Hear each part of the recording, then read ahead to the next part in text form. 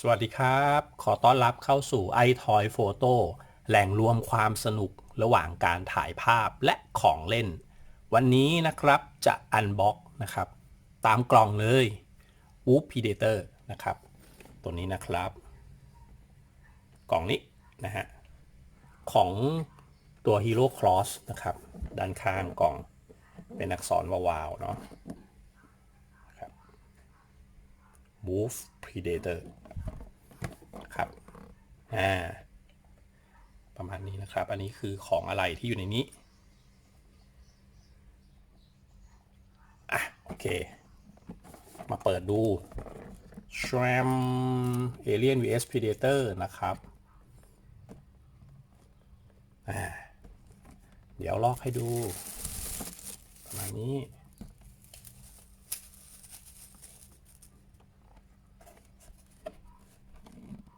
ใสๆเลย อันนี้นะครับ จะบอกว่าเช่นเดิมนะครับ อันนี้ยังไม่ได้แกะซิลเลย มาดูกัน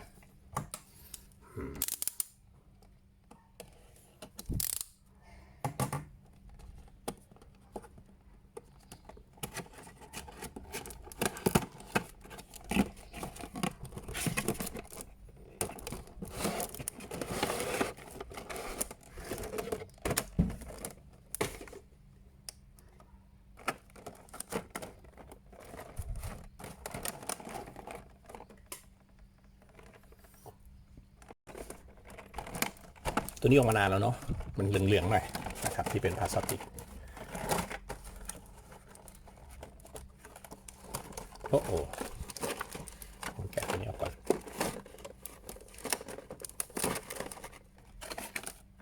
อันนี้ก็จะเป็นฐานนะครับ เป็นฐานแล้วก็เป็นมือนะฮะ มือมีอาวุธมาให้ ผมขอแกะอาวุธดูก่อน ติดซิลพลาสติกนะ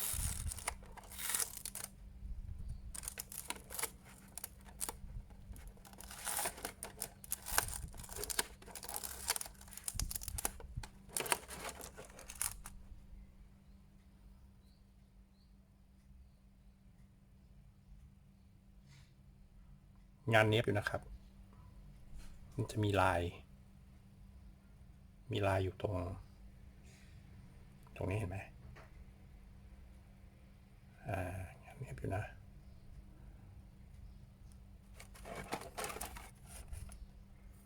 ตัวนี้มีฐานมาให้ด้วยนะครับ ฐาน มีลากขึ้นหน่อย มันอยู่นานนะครับเขียวๆหน่อยนึง แล้วอันนี้เป็นมือ ผมแกะมือมาดูก่อน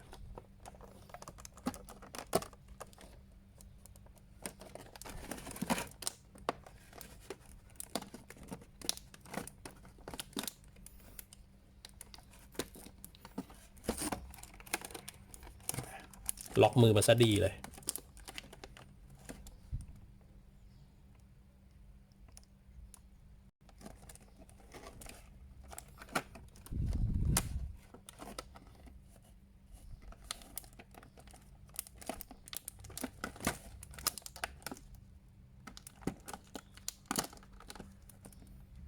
เดี๋ยวผมแกะฐานมาเลยทีเดียว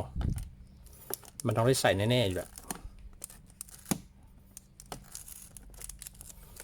จะนี่ฐานบูดหรือเปล่าเนี่ย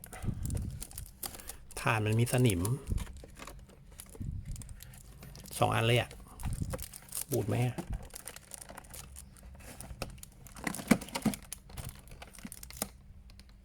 เดี๋ยวผมค่อยพยายามงัดฐานอีกทีนะ เดี๋ยวดูตัวนู้นก่อน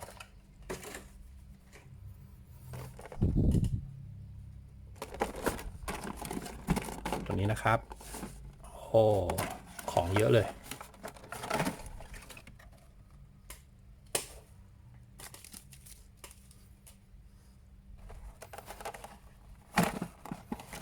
อุ้ย หัวหลุดมาเร็วอ๋อมันเป็นแม่เหล็ก โอเค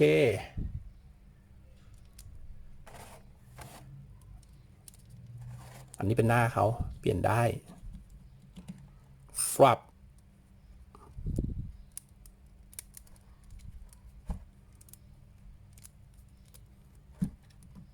ให้ยืนอยู่ตรงนี้ก่อน ยืนอยู่ไหมเนี่ย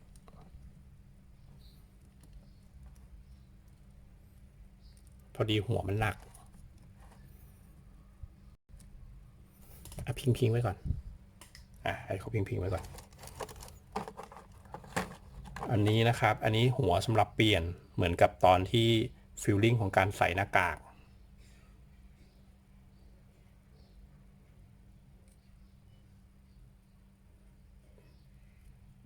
ผมขยับไฟนิดนึงจะได้ชัด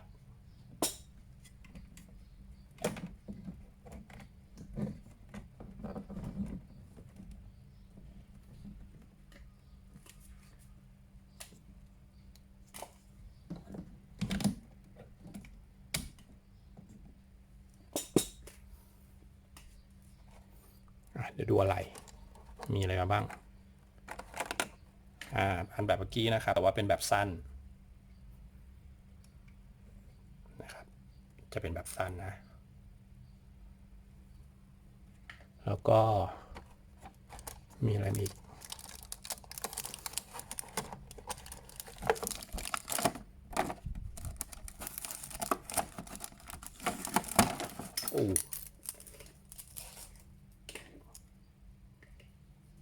มีปืน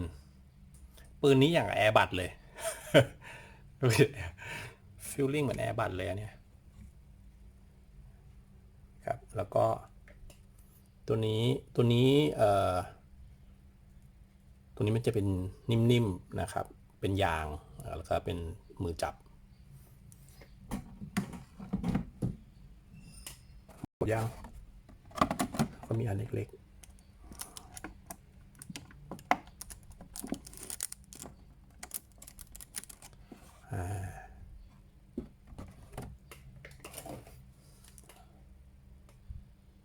อะไรเขามีประมาณนี้นะครับอะไรเขามีมือมาให้เปลี่ยนนะครับอีก2คู่อันนี้เป็นอาวุธนะครับอาวุธมีอาวุธเยอะเลยนะครับแล้วก็มีแบบยาวกับแบบสั้นมาดูตัวเขาก่อนแล้วเมื่อกี้ใส่ฐานตรงไหนเดี๋ยวค่อยไปดูดิดจุดนี่ปืนขยับได้ด้วยนะครับปืนตรงนี้นะขยับได้ปืนขยับได้ถอดหัวขอถอดหัวก่อนอันนี้คือดีเทลของหัวนะครับละเอียดเลยดีเทลละเอียดมากจะบอกว่าจริงๆค่ายนี้นะครับคือเขาทำออกมาก็คือมันไม่ได้สมส่วนนะคือแต่ว่าเขาทำออกมาเนี่ยมันจะทำให้ดูน่ารักน่าเล่นอ่ะเพราะว่าในความรู้สึกส่วนตัวคือถ้ามันออกมาเหมือนจริงแบบสมส่วนมากเกินไปคือมันโหดไงโหดแล้วมันก็แบบมันก็อาจจะแบบเล่นดูแบบกลัวๆมันหน่อยเนาะแต่อันนี้คือผมว่าก็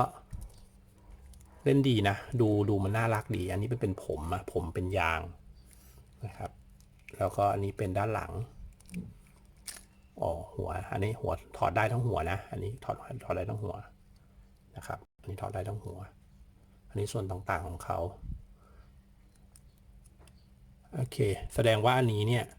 ผมว่าเขาไว้เสียบอาวุธใช่ไหมเสียบอาวุธได้ไหม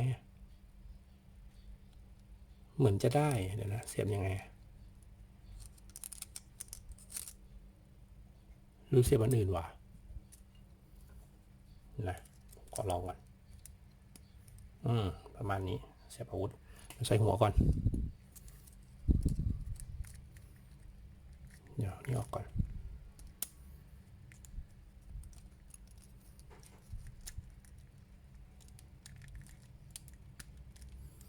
กรุ๊กพับปืนแล้วก็ไปที่หลังเมื่อกี้นี้เสียบอาวุธไปอันหนึ่งอันวนยาวดิ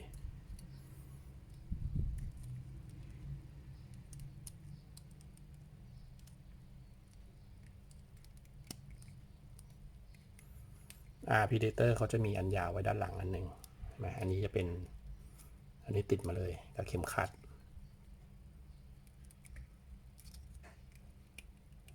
เดี๋ยวลองเปลี่ยนหัว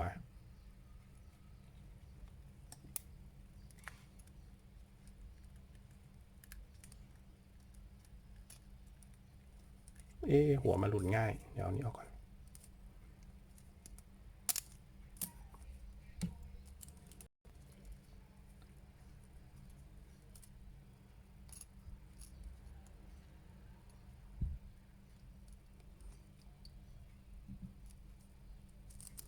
มันหลุดง่ายเพราะว่าตัวข้อตรงเนี้ยอยู่ประมาณนี้เอง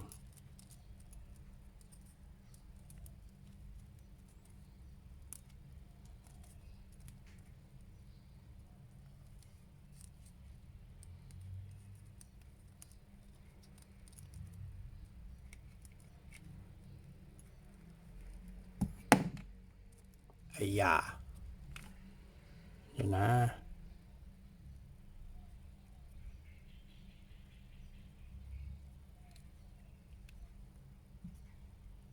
อ๋อผมรู้แล้วไอ้นี่ที่มันไม่ติดตรงนี้มันต้องมีแม่เหล็ก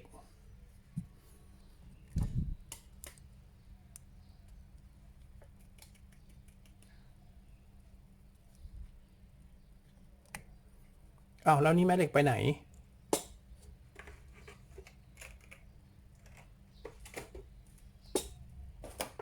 ในกล่องมีไหม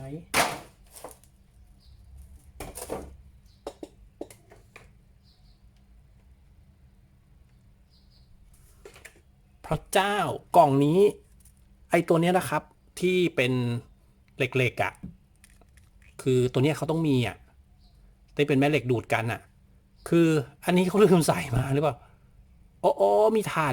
เดี๋ยวนะอ๋อแต่มันมีถ่านแสดงว่ามีไฟ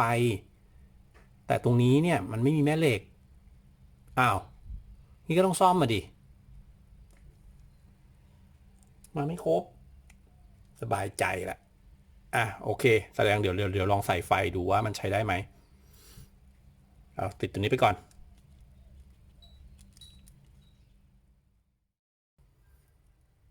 โอเคนะครับอันนี้มันเป็นถ่าน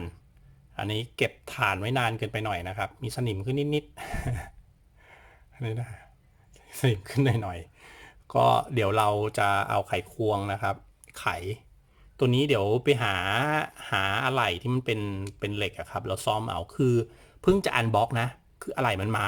มันหายไปชิ้นหนึ่งแสดงว่าเก็บไว้นานๆนะผมว่ามันต้องแกะออกมาจากกล่องอะแนะนำครับอันนี้พี่ตองผมไม่ได้ทำหายนะครับเจ้าของบอกเจ้าของเอาไว้ก่อนว่าให้อันบล็อกเรานี่แล้วของไม่ครบนะฮะจริงๆแล้วเราเปิดกล่องให้เห็นเลยนะครับก็ปรากฏว่ามันหายไปชิ้นหนึ่ง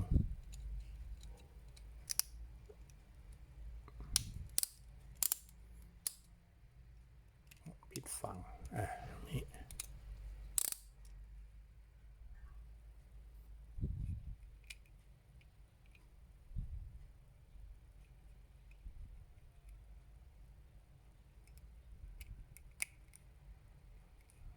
เป็นสนิมมันจะติดไหม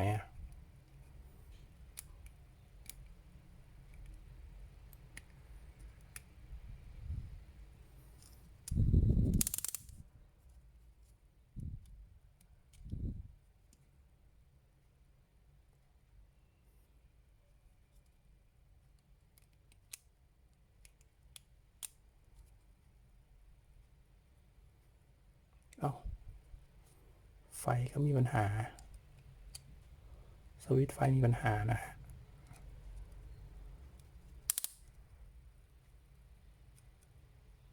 เอาแล้วสรุปหัวนี้นี่ต้องซ่อมไหม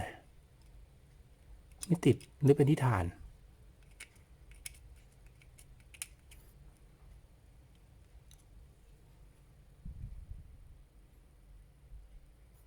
เดี๋ยวหาฐานใหม่ก่อนสรุปว่านะครับนี่มีไฟอยู่ตรงขอบตรงนี้เห็นไหมตรงนี้มีไฟนะครับประมาณนี้ก็ไม่ได้ชัดมากนะแต่ว่ามันก็โอเคนะครับประมาณนี้แดงๆนะครับก็สรุปว่าต้องซ่อมส่วนนี้นะครับ ไปหาอะไรโอเคก็เดี๋ยวถอดฐานออกก่อน เพราะว่าตัวสวิตช์มันก็ไม่ค่อยดีดังนั้นเป็นอุทาหรณ์นะครับสมมติว่าเราซื้อมาก็ให้แกะกล่องดูเลยนะครับว่าอะไรมันหายหรืออะไรเงี้ยมันจะได้ซื้อไวๆหน่อยนะฮะก็เดี๋ยวเรามารีวิวเป็นรายละเอียดกันดีกว่านะครับส่วนแรกนะครับส่วนแรกผมว่าเขารายละเอียดเขาทำดีนะฮะแต่ว่ามีส่วนหลายๆจุดที่อาจจะเรื่องของถ้าปรับปรุงมันก็จะดีขึ้นอย่างเช่นตัวที่เป็นตัวข้อต่อของหัวครับผมว่ามันอาจจะหลวมไปหน่อยหรือว่าตัวอื่นมันจะไม่เป็นก็ไม่รู้นะแล้วก็พาร์ทของถ้ามาทำแอคชั่นฟิงเกอร์มันก็จะผมว่าจะยากนิดนึงเพราะว่าตัวข้อเนี่ยขาทั้งหมดเนี่ยมันขยับได้น้อยนะฮะเพราะว่ามันติดชุดเกราะแต่ว่าโดยทรงโดยละเอียดงานของเขาเนี่ย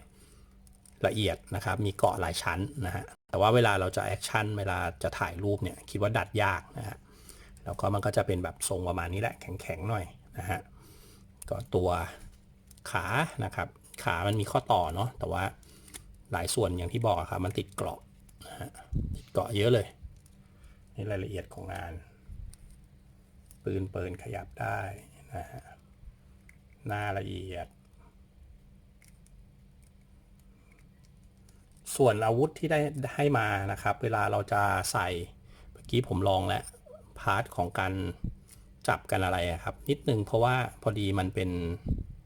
มือที่คือสมมติมือกำก็จะเป็นมือที่แบบถือปืนถือของเลยอะอย่างมือเนี้ยมันก็จะเป็นแบบเหมือนถืออาวุธถืออะไรไปเลยมันก็จะเป็นแบบลักษณะประมาณนี้แต่ถ้าเป็นมือลักษณะงอๆอย่างนี้ก็คือจะใส่พวกอาวุธอื่นๆได้ด้านข้างนะครับก็ถอดได้นี่ผมปลดออกมา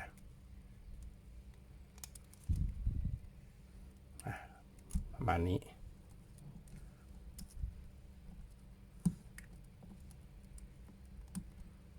มันจะหลุดคือสมมติว่าจะหักงออะไรพวกเนี้ยนิดนึงพวกข้อต่อพวกนี้มันจะแข็งๆหน่อยเพราะว่ามันติดเกาะก็น่าจะเป็นคะแนนประมาณนี้นะครับก็คือความละเอียดดีเทลอะไรพวกนี้ผมให้แบบให้สูงเลยแหละก็คือทำงานได้ละเอียดมากนะครับก็คือ